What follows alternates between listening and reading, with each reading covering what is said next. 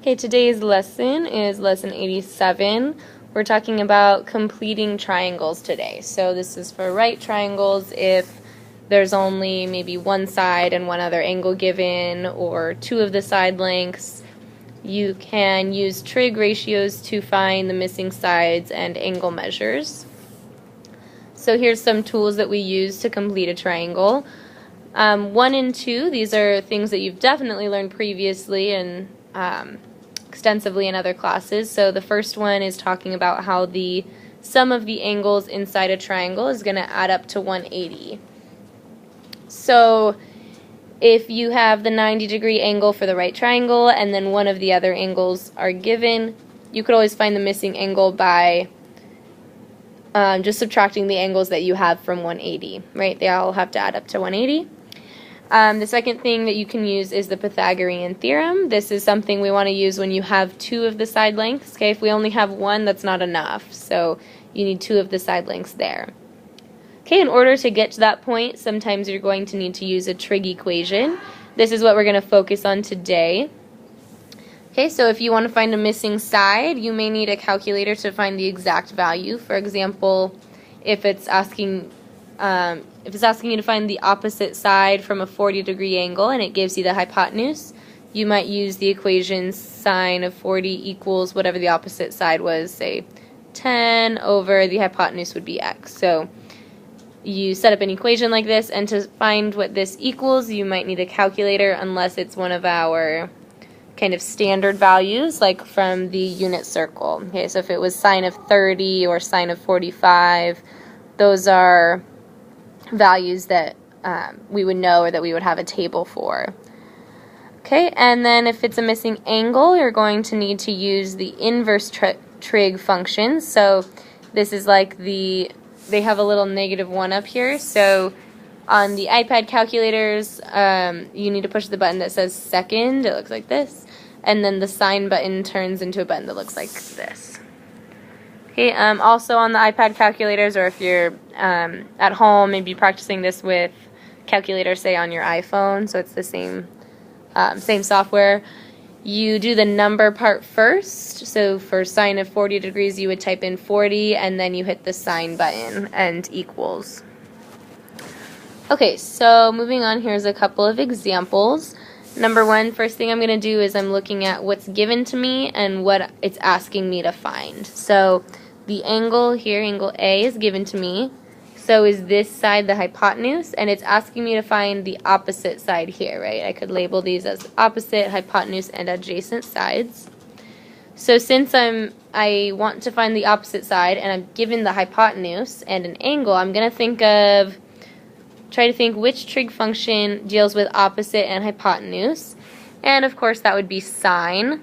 I could use cosecant as well, but that's not typically a button that's on a calculator because we can just do the reciprocal of sine. So here we're just going to focus on sine. I have sine 57 degrees equals opposite over hypotenuse, so x over 16.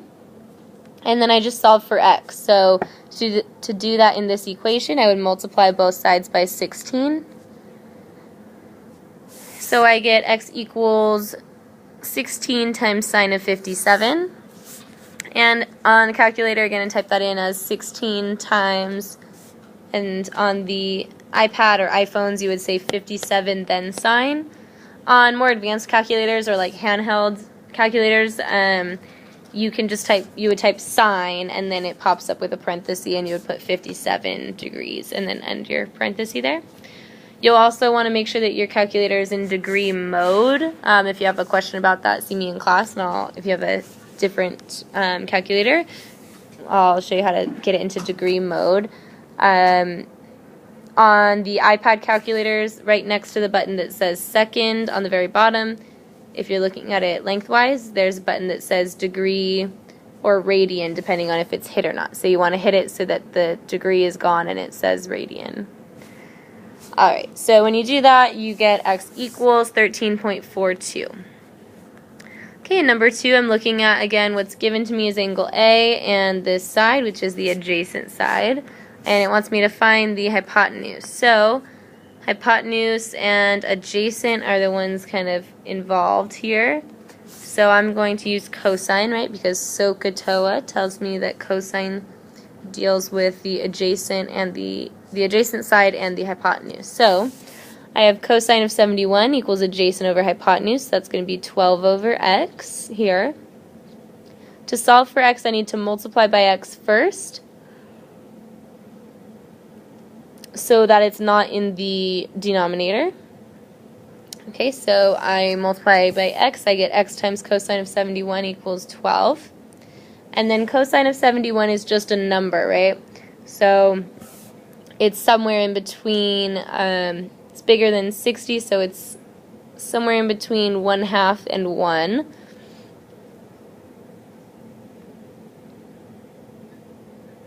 I'm sorry, it's between 1/2 and 0. If you think about your unit circle, okay, the x value is right between 60 degrees and 90 degrees. It goes back from 1/2 to 0, so it's somewhere in there. And when I divide, I get x equals 36.86.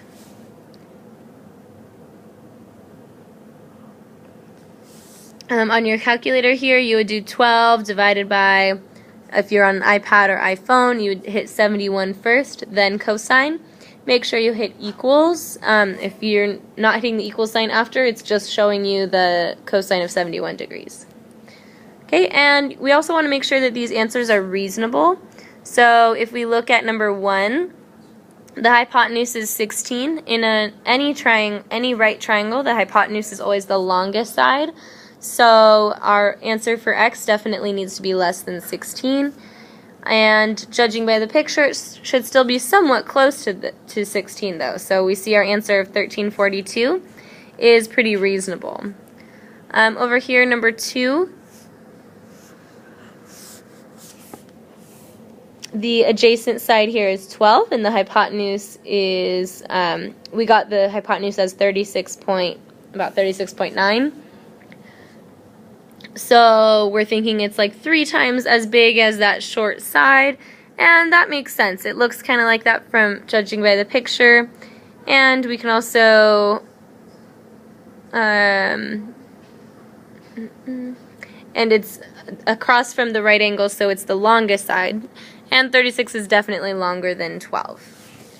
Okay, so moving on here to number 3 and 4, these ones students did. So we looked at the information that was given to us and then solved for x. So here on number 3, we have the opposite side and angle B, and then x is what we're trying to find, which is the adjacent side. So I use tangent. I have tangent of this angle here, 67 degrees, equals opposite over adjacent, so 2.4 over x. And when you do this on your calculator, it's very similar to number 2. You would multiply both sides by x and then divide by tangent of 67. That gives you x equals 1.02 as the final answer.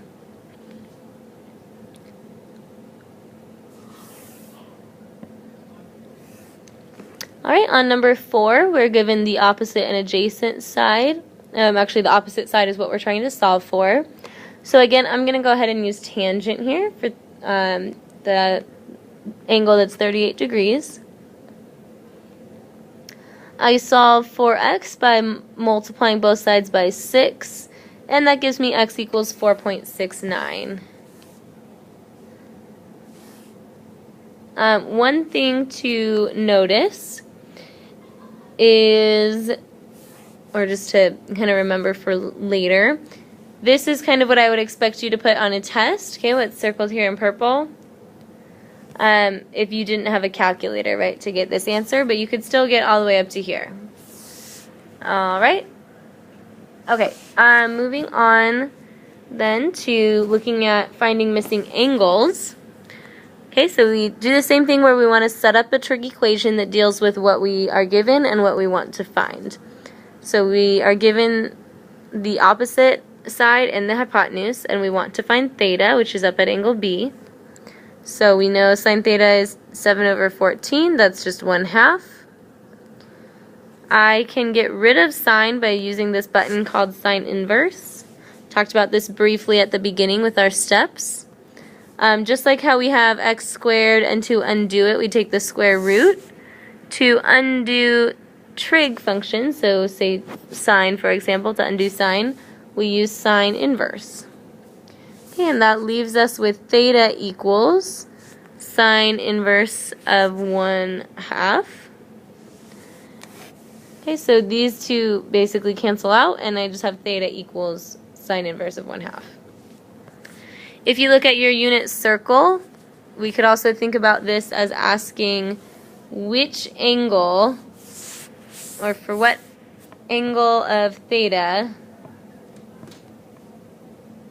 when I take the sine of it, do I get 1/2? So on your unit circle, you would be able to see that at 30 degrees, sine is equal to 1/2, so theta should be 30 degrees. But you could also do this on your calculator to get 30 degrees, so this is here in purple.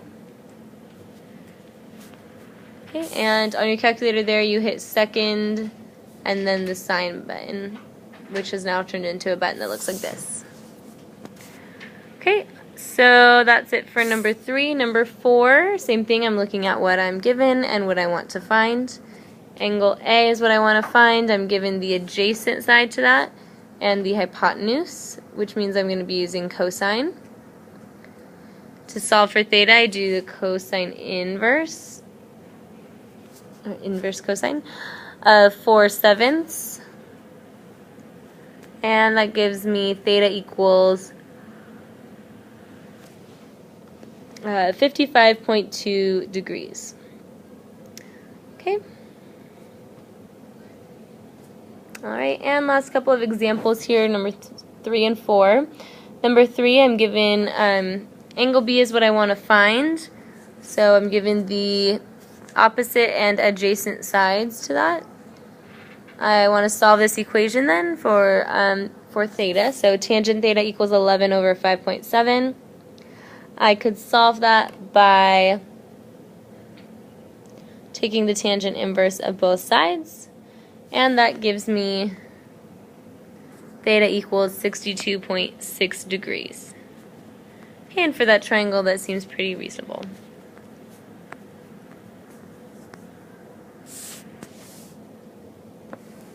Alright, for number 4, we have the opposite and the adjacent side again. So I'm going to use tangent theta, and I solve for theta by doing the tangent inverse. That gives me theta equals 15.9 degrees. This is a bit narrower than number 3, right? And that looks about accurate. It could be about 16 degrees. Alright, so that is it for today's lesson. Go ahead and work on the homework. There's a second page to the homework that includes a lot of review from the past couple lessons, so make sure you look at that to prepare for the quiz tomorrow. Thanks, have a great day.